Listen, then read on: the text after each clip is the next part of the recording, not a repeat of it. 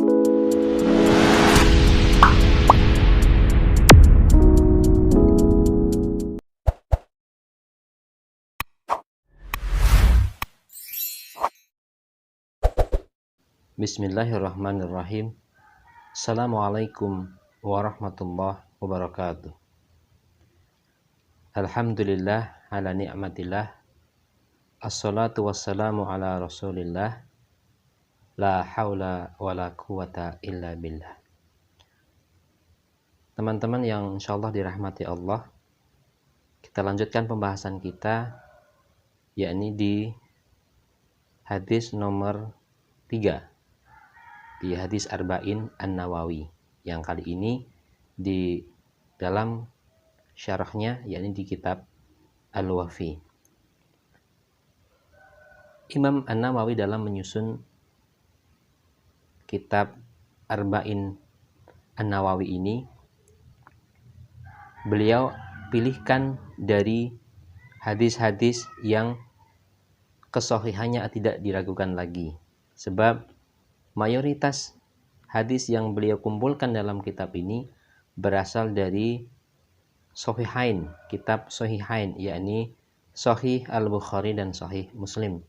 Karena itu kita sangat patut dan sangat layak untuk mempelajari hadis-hadis yang ada di dalam kitab Arba'in Nawawi ini.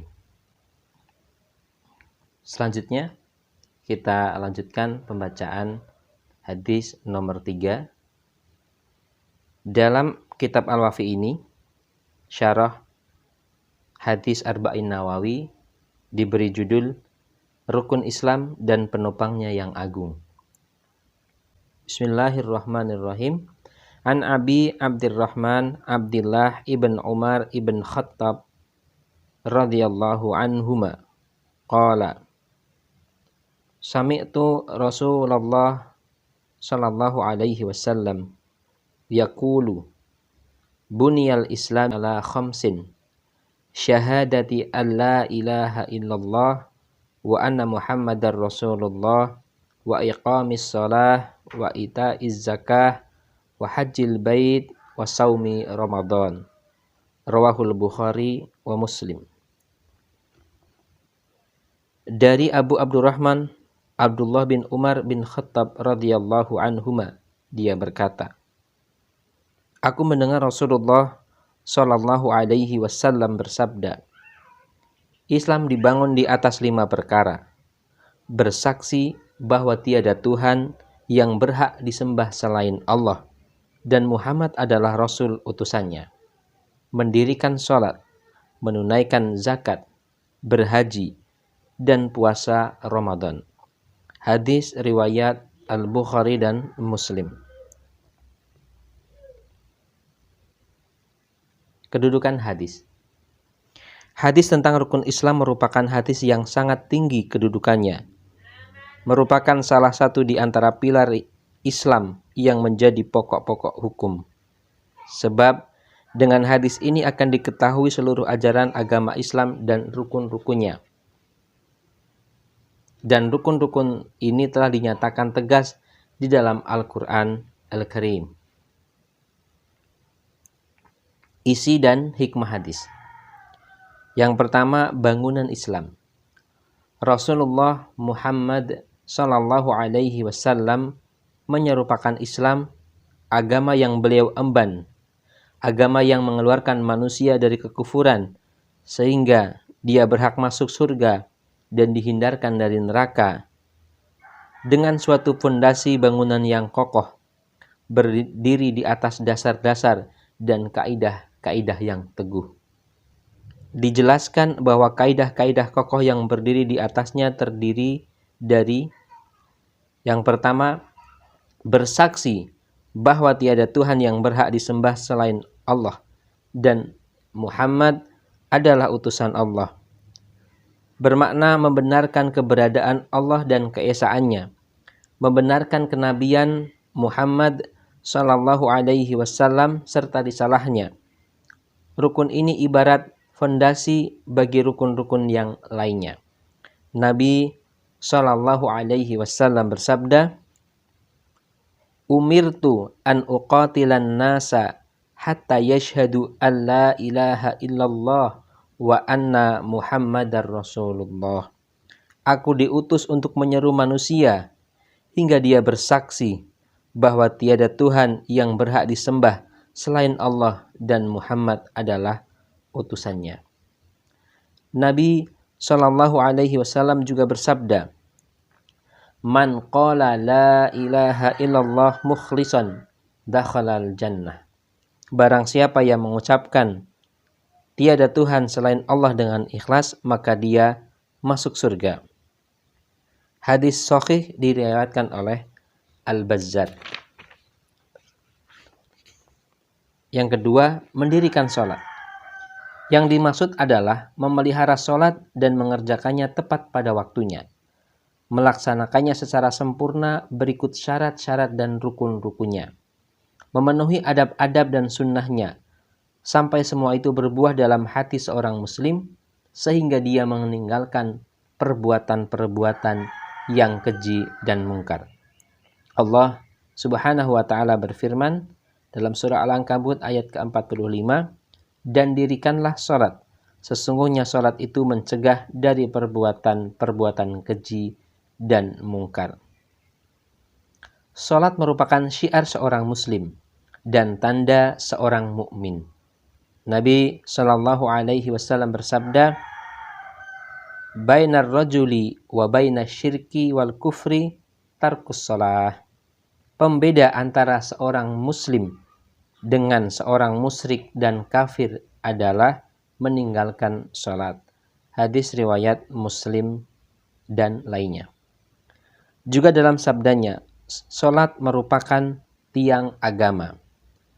Hadis Hasan diriwayatkan oleh Abu Nuaim. Yang ketiga, menunaikan zakat, yaitu memberikan bagian tertentu dari harta bagi mereka yang telah mencapai nisab, memenuhi syarat-syarat kewajiban dan pelaksanaannya, kepada orang fakir dan orang yang berhak. Allah Ta'ala dalam mensifati seorang muslim dalam firman-Nya, dan orang-orang yang menunaikan zakat. Ini disebutkan dalam surah Al-Mu'minun ayat ke-4. Juga dalam surah Al-Ma'arij ayat ke-24. Dan orang-orang yang dalam hartanya tersedia bagian tertentu. Zakat disebut sebagai ibadah maliyah, harta, karena merupakan hak keadilan bagi masyarakat, memenuhi hak orang-orang fakir dan kurang mampu, serta mengikat rasa cinta, kasih sayang, dan saling menghormati di antara kaum muslimin.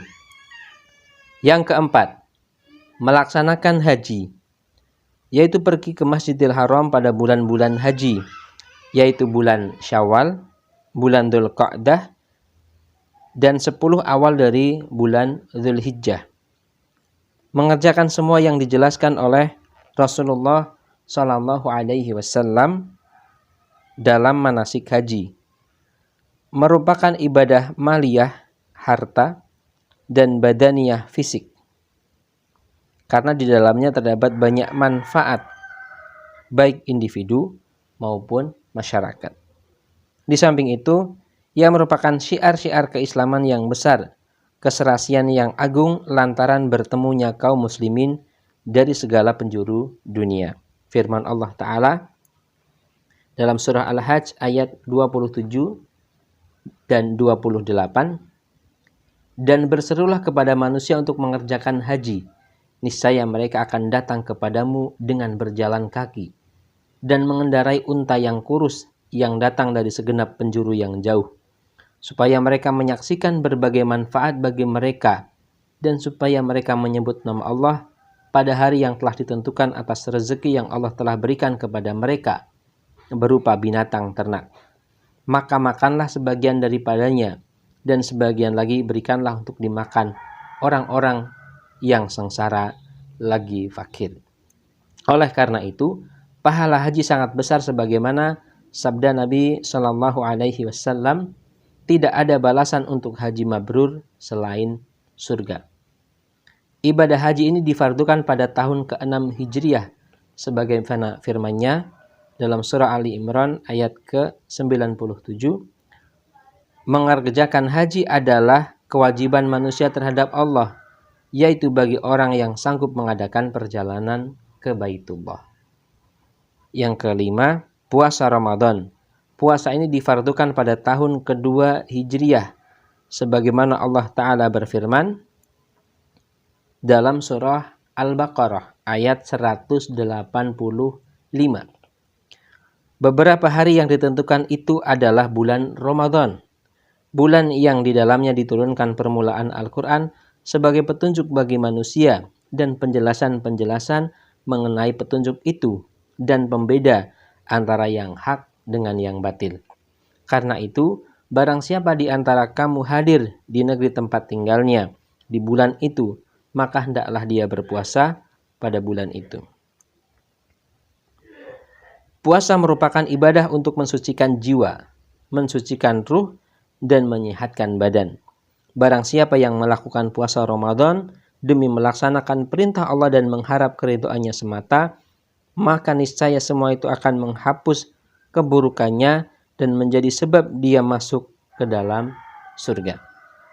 Nabi SAW bersabda, barang siapa yang berpuasa Ramadan dengan penuh rasa keimanan dan kesungguhan, maka diampuni dosa-dosanya yang telah lalu. Man shoma Ramadhana imanan wahtisaban ghufira lahu ma taqaddama min dzanbih. Kemudian hikmah yang kedua, hubungan antar rukun Islam. Barang siapa yang melaksanakan semua rukun-rukun ini secara sempurna, maka dia adalah orang muslim yang sempurna keimanannya. Sebaliknya, barang siapa yang meninggalkan seluruh rukun-rukun ini, maka dia adalah orang kafir. Siapa saja yang mengingkari satu di antara rukun-rukun di atas, maka berdasarkan ijma, dia bukan termasuk orang Islam. Siapa yang meyakini keseluruhan rukun, tetapi dia meremehkan salah satu di antara rukun tersebut, selain dari syahadat, lantaran suatu kemalasan, maka dia disebut sebagai orang fasik. Dan siapa yang melaksanakan amalan tersebut dan mengikrarkannya hanya sebagai pemanis lisan belaka, sekadar basa-basi, maka dia disebut sebagai orang munafik. Yang ketiga, puncak ibadah. Dalam Islam, yang dimaksud dengan ibadah bukan hanya sebatas bentuk dan ritual semata, melainkan merupakan tujuan, makna, serta manifestasi pelaksanaannya.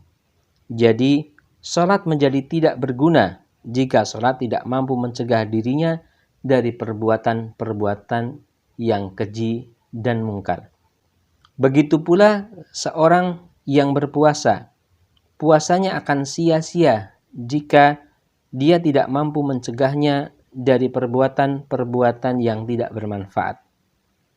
Haji dan zakat juga tidak akan diterima apabila dikerjakan karena riya dan ingin dipuji. Namun, jika seseorang belum mendapatkan buah dari amalan-amalan tersebut, bukan berarti dia harus meninggalkan semua ibadah-ibadah itu. Melainkan hendaklah dia berusaha mengarahkan jiwa pada niat yang ikhlas, serta berusaha semaksimal mungkin memenuhi maksud tujuan dan makna inti dari ibadah tersebut. Yang keempat, cabang keimanan. Apa yang telah disebutkan dalam hadis di atas bukan merupakan representasi keseluruhan dari ajaran Islam, tetapi penyebutannya untuk menunjukkan pentingnya perkara-perkara tersebut. Di samping hal tersebut, masih banyak perkara penting lainnya dari ajaran Islam. Nabi Shallallahu Alaihi Wasallam bersabda, al-imanu bid'un wa sab'una su'batan. Iman itu memiliki 70 lebih cabang, muttafaq alaih. Kemudian yang kelima, hadis ini memberikan pengertian bahwa Islam itu terdiri dari akidah dan amal. Tidak bermanfaat amal tanpa iman, sebagaimana tidak ada wujud iman tanpa amal. Demikian untuk hadis yang ketiga. Insyaallah kita lanjutkan besok. Kurang lebihnya mohon maaf. Billahi taufiq wal hidayah. Wassalamualaikum warahmatullahi wabarakatuh.